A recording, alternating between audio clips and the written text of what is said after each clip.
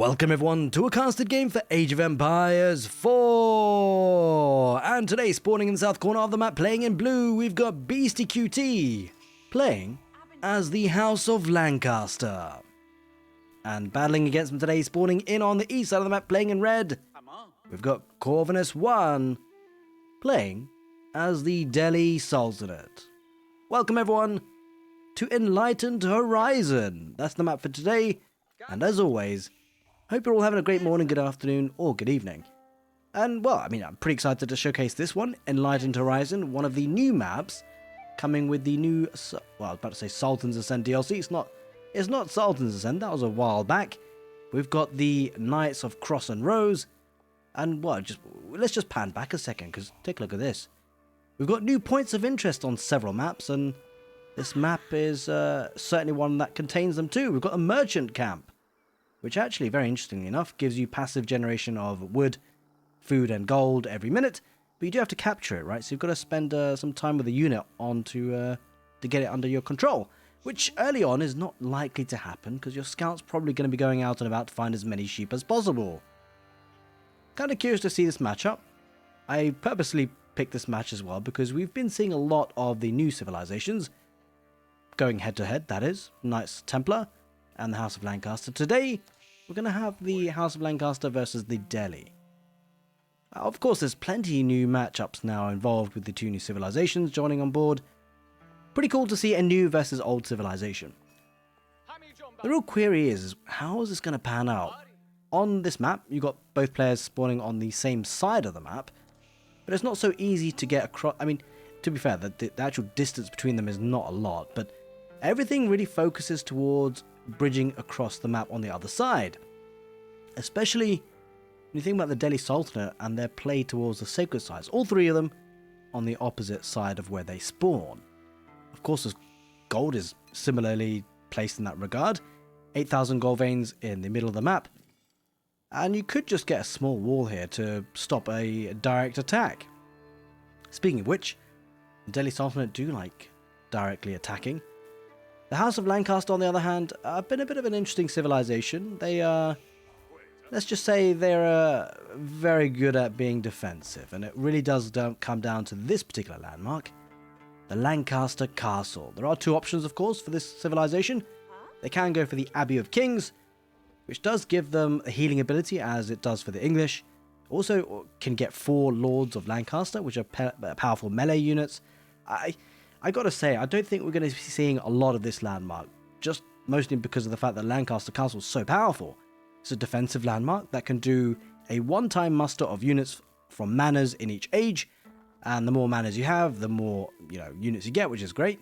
But more importantly, it generates influence that grants nearby manors plus 500 HP, and also an arrow slit emplacement. Now this is a big deal, right? Because if you're being greedy, an extra 500 HP on your manors, and also them essentially being towers, is incredibly powerful. It's hard to push up against that. Now certainly, whilst the House of Lancaster are an English variant civilization, they don't actually get access to cheaper farms, nor do they get access to the network of castles bonus. So you're going to be suffering in that regard, but I wouldn't say call it suffering, because look what you've got instead. It's pretty powerful. Beasty got his merchant camp, as has Corvinus. Looks like Corvinus might be going for the middle point of interest, which is indeed a lost Ronin. So I haven't actually seen this yet. I'm pretty cool. It'd be pretty cool to see what this actually does in terms of how powerful the units are. But essentially, you capture it, and then every few minutes, you get, it's almost like tickets, I believe. You can hire a Ronin. It does cost 100 gold, but there's a magic button here where you can hire all available Ronin that you can afford. So I believe it probably comes up as tickets. Yeah, here we go. That you can spend. We'll see if that's actually been used. As far as I'm aware, I don't think it's a particularly strong unit, but time will tell. Now, it will be the Dome of the Faith here for the Delhi Sultanate, opening up with a stable, nothing really too surprising. Most likely to see a Ghazi Raider opening, and getting early map control in that regard. But really what we've been seeing so far, the House of Lancaster, while they can make yeomen, it feels like actually their optimal play certainly is being greedy and defensive, and getting plenty of these mana. Now the mana is, if you've seen a couple of games already, you gotta say it's a little bit overtuned. especially considering the synergy with the Lancaster Castle, the arrow slits and the extra HP. I mean, these guys they've got 1,250 HP. It's a little bit bonkers. But the arrow slits adds a bit more effect, but more importantly, the economy that it gives you. 45 wood, essentially a villager count. 70 food, which is essentially about 2 villagers. So, 3 villagers per manor, and also giving you extra population means you don't have to spend wood on a house. Now, what will a manor set you back? Essentially, 200 wood and 100 stone. And bear in mind, the house cost of a house is, 50 wood, so times 2, because it's a population of... In fact, actually, you know what? It's been a while since I've... Is it 5 population or 10 population get per house? We'll just go for the lower number for now. But if it is indeed only just 10, if it is 10 population it gives you, then you only need, trading 1 house for that. So 150 wood effectively and 100 stone. It's not a huge cost attributed to it. Plenty of upgrades coming in for the Delhi, as always. They are completely free. Looks like the Ronin may be coming soon here for the Delhi. Looks like Beasty's going to be very content at just staying at home and chilling out here, going for plenty of villages on stone. Could afford a couple more manors before too long. Real question is, how quickly can Corvinus get out there and punish this? Because that's exactly what it needs to do, right? Because we look at the economy count, we'd be fooled into thinking that it's even. It most certainly is not, because of the manors.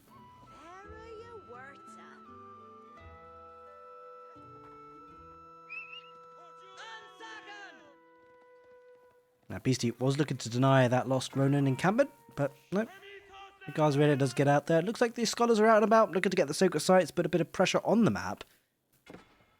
Trying to punish the House of Lancaster for staying at home.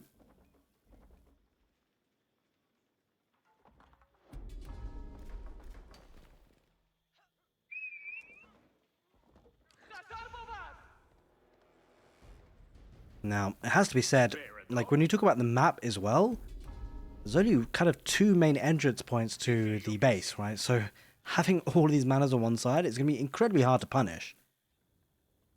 Certainly this could be an entry route, but even then, if you're going to go for a landmark with victory, you have to take this out too.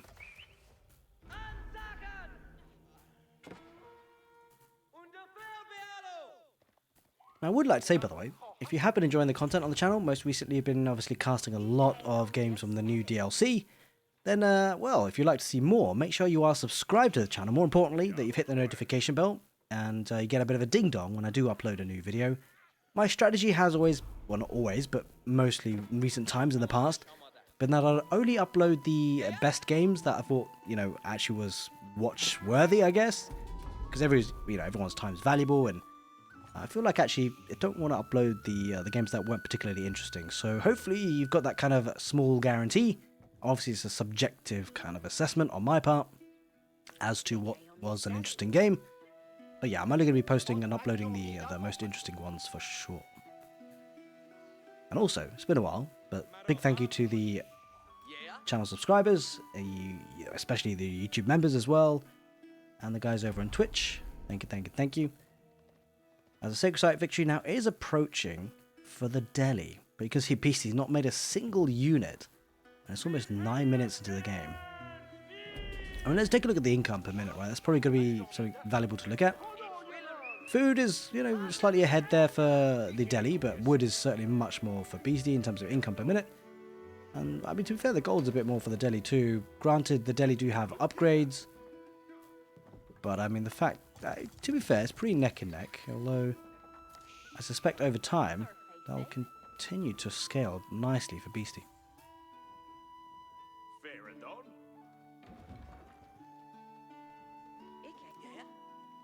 Alright, we're starting to see the rams pop up though, which Beasty will spot now, and here we go. Here come the demi-lancers. So you may have just seen the army numbers spring up there for Beasty, because he's pressed the magic button on his Lancaster castle. Now, Guards Raiders going to be trying tanking this as much as possible. There is a Ronin, a heavy melee infantry.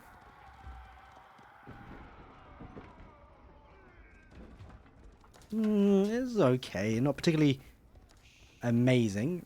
But it's got a bit of armor on it. Bit of HP, but nothing to write home about. As the Rams are now starting to push on in. Now, it certainly feels like it's going to be a tricky situation for the Delhi, because it's going to be going up against plenty of manners with Arislets, but more importantly as well, Beasty actually has units now. He has got the Demi-Lancers, and he's got some production behind this as well. Double barracks with archery range as well, so plenty of spearmen should be popping out soon. But, you know, Corvinus does have some scholars to heal these units up. I guess maybe Beasty's going to try and focus on the scholars if he can, and maybe just the rams. He won't want to lose too many of these manners, but he's got some wiggle room, right? So it really comes down to how much damage Corvinus can do.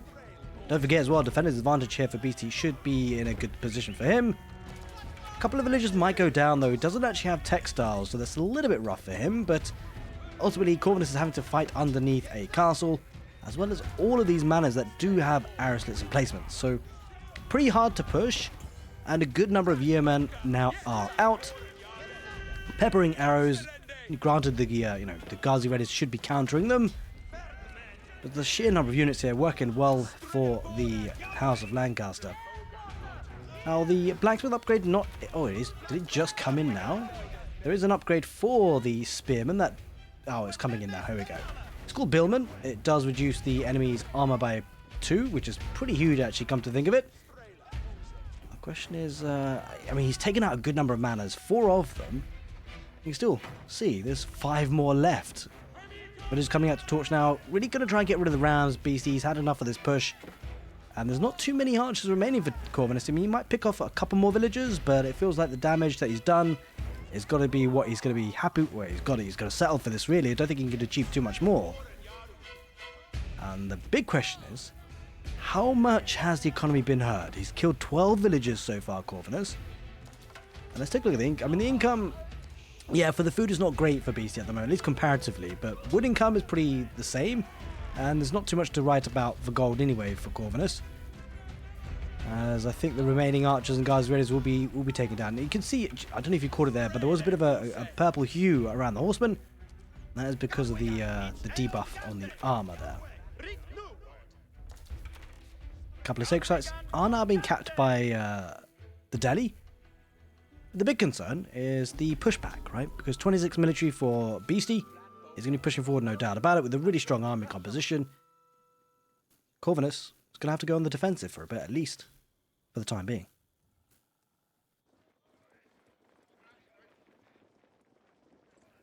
It looks like actually Corvinus is thinking about the Castle Age 2. He's almost there. I wonder what landmark he's going to go for. Yeah, he's going to go for the House of Learning. That will give him some... Well... It's going to give him some good technologies to go for. Question is, how quickly will the power spike be? The Delhi aren't necessarily, civilization that gets huge power spikes. Although, having said that, that's if you've got a good standing army, right? Because to get the upgrades, it takes a bit of time. They're free. But in this situation, Corvinus is probably going to make, fresh army, right? Probably man-at-arms from the double barrack play, which would be good at dealing with yeomen and spearmen. The trouble is whether they can get there, and unfortunately he has to delete them. That's a big kick in the teeth, actually, because it just delays the time even further, right? At least he'll get the tech up, but he might lose a couple of villagers doing so. So Beasty's timing here, pretty impeccable. Although, okay, maybe not. I take it back. He went around the other side, and unfortunately those villagers, well, it's fortunate for the Delhi at least. They'll be living a bit longer. Now Beasty does have a choice of whether he decides to go to decap the sacred sites. Looks like he just wanted to do some damage. Fortunately, he wasn't able to just yet. So, question is, can Corvinus now stabilize? In fact, it looks like instead of the barracks play, he's going to go for archery ranges instead.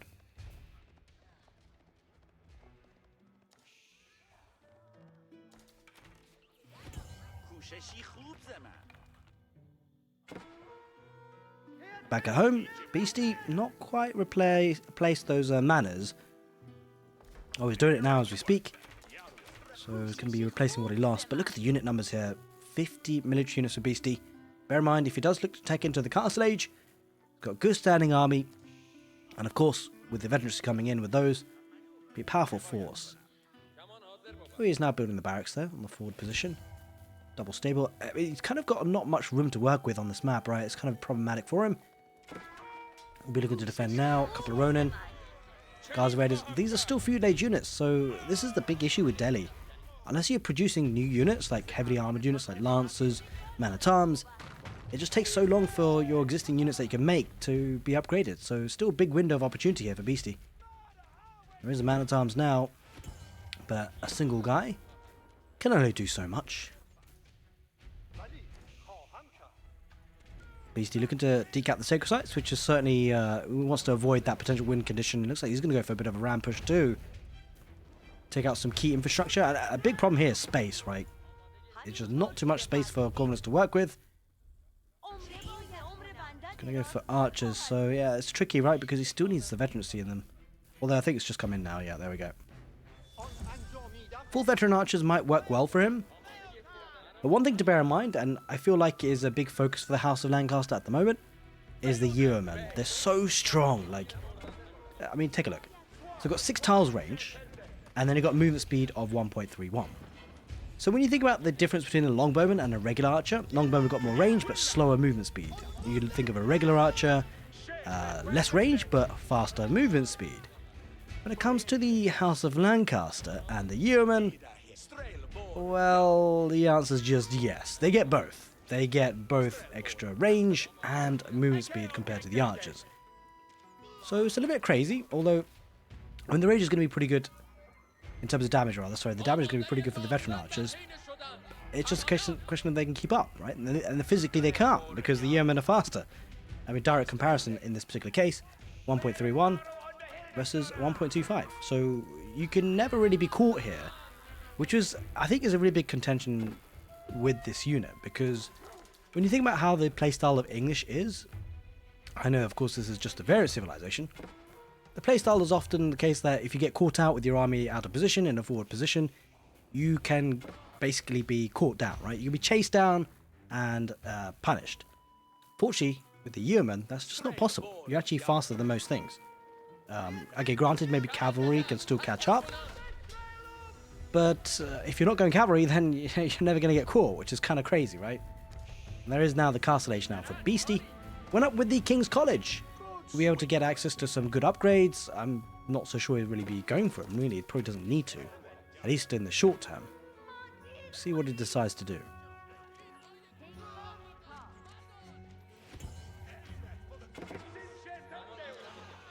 Couple of yeomen just being bothersome. Beasty gonna be looking to really get control of this western portion of the map now, the sacred sites. Veteran archers going a bit too close for comfort. Arrowslits at this point will still be doing some good work, you know. Typically, as the game goes on, Arrowslits kind of plays less of a role. But that's really if you're thinking you're going up against heavily armored units. And of course, veteran archers are not that class of unit. So still, these manners will be offering a lot of protection for Beasty.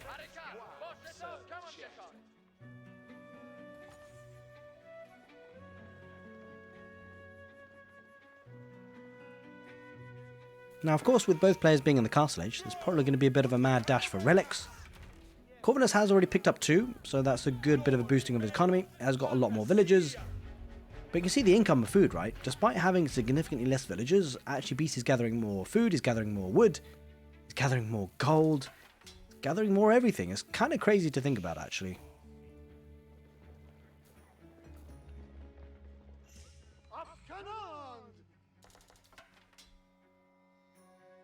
Looks like Corvinus going to switch the game up into a bit more of a later phase of the game now, trying to be walling up and delaying things a little bit.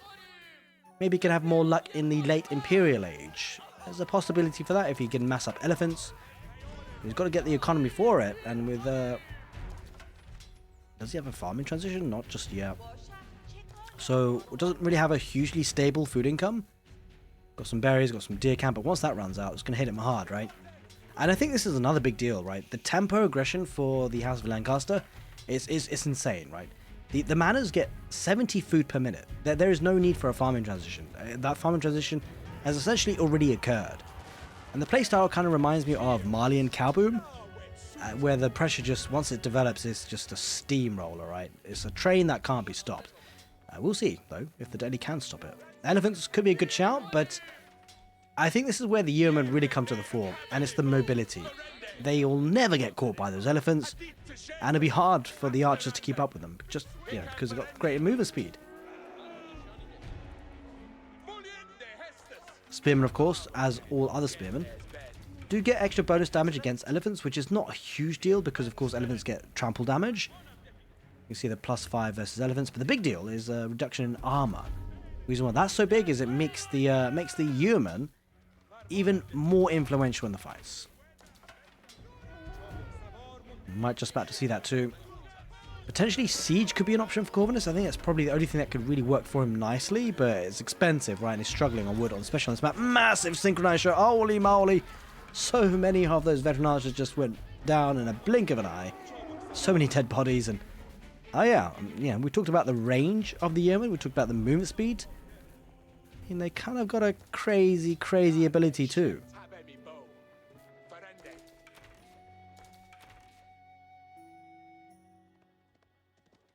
Where does Corvinus go with this?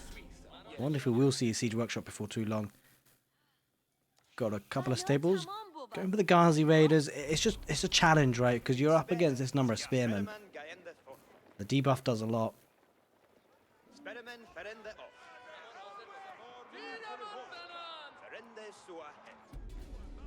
The kind of crazy situation is that the yeomen are kind of chasing down Corvinus' army more than anything. When in reality, you feel like it should be the other way around. Oh, barracks to me. Oh, the villagers! Oh, good. Okay, it wasn't actually that bad, but it looked terrible. Synchronized shot comes out once again, so getting some good hits. Spearmen trying to chase down the Ghazis. They are backing away, got the debuff on them. Elephants, they're just too far behind. Like, they're just so slow compared to everything else on the field. They cannot keep up. Ghazi's getting peppered with arrows as they retreat, but yeah, this is looking a bit dicey because essentially what's happening here, Beasty's just trading so efficiently. He's getting so much value out of this. And, I mean, Corvinus can't do anything about it. He just can't keep up with his army. I think we've got to see some siege workshops. I feel like that's the only other thing he could try here. Like mass mangonels, maybe it can work. Because, of course, there's no real anti-siege here. I mean, to be fair, the spearmen could chase it down. With this number of yeomen, maybe you can shoot them if there's not that many mangonels. No cavalry on the field, of course, for Beasty. Scholars coming out to repair. One other option for Corvinus is maybe to get some bit of a raid around the back, because I suspect Beasty might need to venture out for gold soon. But he's just got so much map control with this army forward force here. And he's starting to pick up some relics too.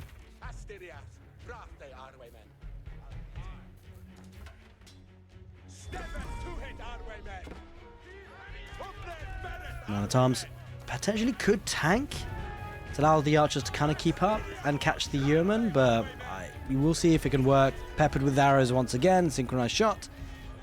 And the big concern is what happens with the elephants. Will they survive with kind of... Spearman nearly got him. Nearly got him.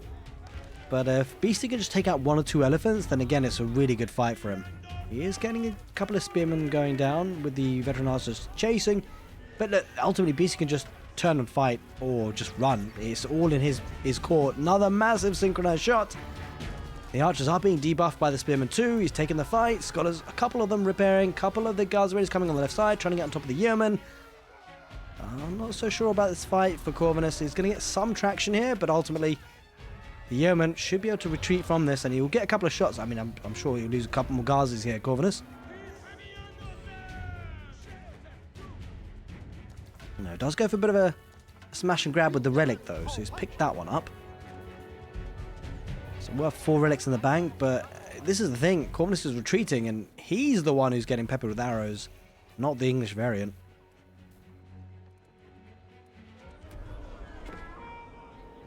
Elephant's trying to chase down again, but it almost feels like it's just trying to buy him time, right? The force march could help actually keep up for the Delhi.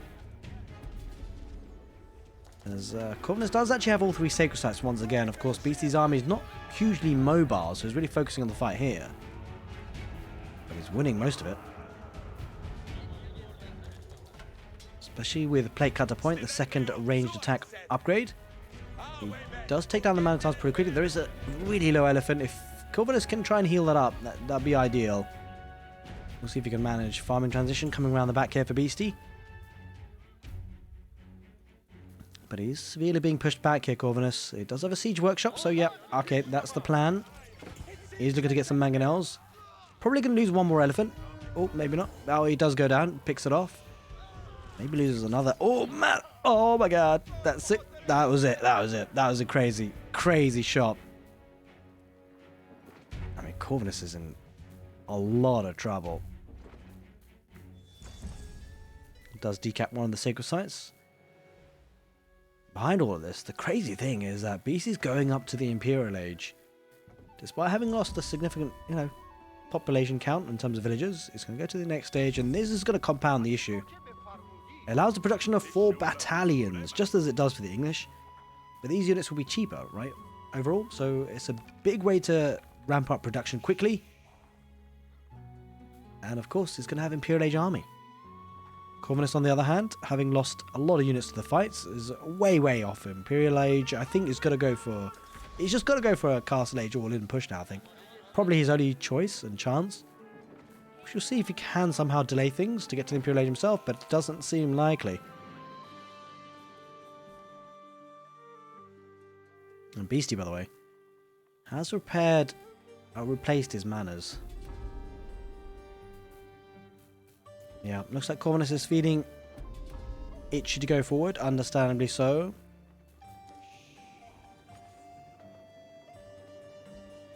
Mangonels could be the difference maker here. If you can get some big shots back, maybe it could work quite well. I mean, the crazy thing is that the yumen kind of basically have a form of mangonel with this, right? Because it does splash damage. It's kind of crazy to think about. Military tactics training. Increasing the effectiveness in battle, improving the bonus damage by 20%. Oh, there we go. Massive synchronized shot once again. Mangonels can't reach... This is the other thing. Like, the Mangonels obviously relatively slow. For them to catch up is almost impossible. Could get a big shot. Okay, decent. Decent. Not too shabby. But he's going to need a lot more of those. Looks like he might be pushing in before too long. He's got the castle to deal with first. And then the manners. Mangonels deploy. I mean, to be fair, the castle is pretty low on it. Oh, massive synchronized shot once again. Holy moly. And this is the thing, right? The archers can't move away quick enough. Mangonels deploy. Doesn't land with a shot. Beasty just getting out of range in time. Really leveraging the movement speed of the Yeoman. Again, Mangonel shot. Spearman might take out a lot of these Mangonels, but that's the problem. Castle on fire. No villagers repairing, so that's a good start to the engage. Oh, massive shot again. So many of those archers getting caught. Loses the majority of the Mangonels, and the Yeoman is going to pepper arrows at the Mangonel. They don't care. He will lose a couple. Couple of elephants tanking as well. Oh, couple of Ronin. One Ronin. Raiding a little bit. Granted, actually, this push is actually pretty strong. I mean, BC's losing quite a few units. But these are elite Yeomen, so they're doing even more damage now to these elephants. And he's lost 22 villagers, and he's going to lose a couple more, actually. Holy moly, that's pretty expansive for those villagers. They're pretty ballsy to do that. He's going to lose a lot here, actually. This could be a way back for Corvinus if he can deal with significant damage. He's killing a lot of economy. Beasty left those villagers unguarded. He is in the Imperial Age, but he just lost a significant population count. Corvinus might be just back in this game. He's got farming transition coming on the way, which does slow his tempo just a little bit, though. That's a bit unfortunate. We'll see if he can capitalize on that massive villager kill. As he looks to get the Sacred Site once again. And a defensive keep on that. So maybe Sacred Site victory could be... I mean, the big thing, though, is that Beasty's still in the Imperial Age, right? He's got the tech-up advantages. All he has to do is keep pumping units. And granted, he lost a lot of villagers, but he's still got 9 manners. It's a significant amount of economy coming through that. I mean, just take a look at the income. He's got 1,200 food per minute. Compare that to Corvinus' 600. It's literally half. He's kind of neck and neck on wood, and he's got double the amount of gold income. This civilization is absolutely bonkers. By the way, he does have an upgrade now. He's got the gold income as well from the manors.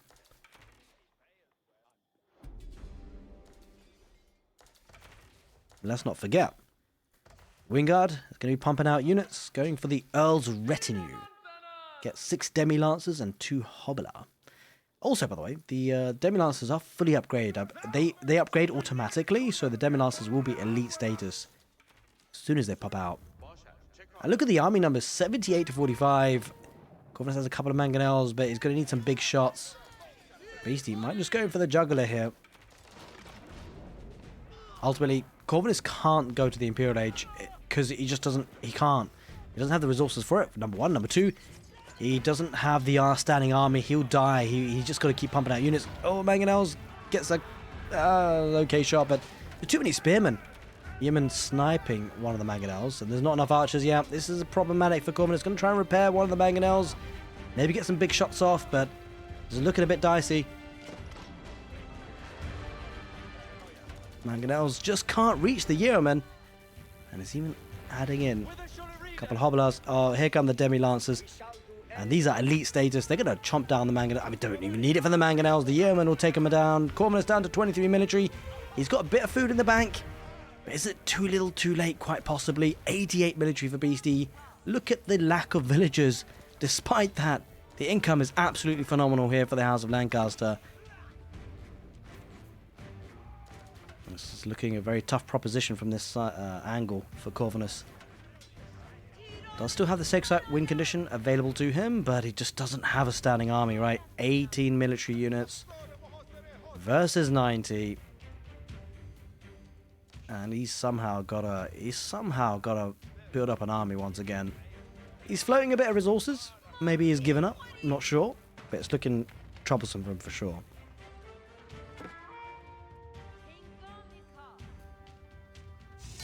Well, there it is. Bit of an anticlimactic ending, but we kind of saw it coming. But this is just a testament to the strength of the Yeomen and the strength of the House of Lancaster. Hope you guys enjoyed this casted game. If you did, make sure you give the video a thumbs up. Take care, and see you next time.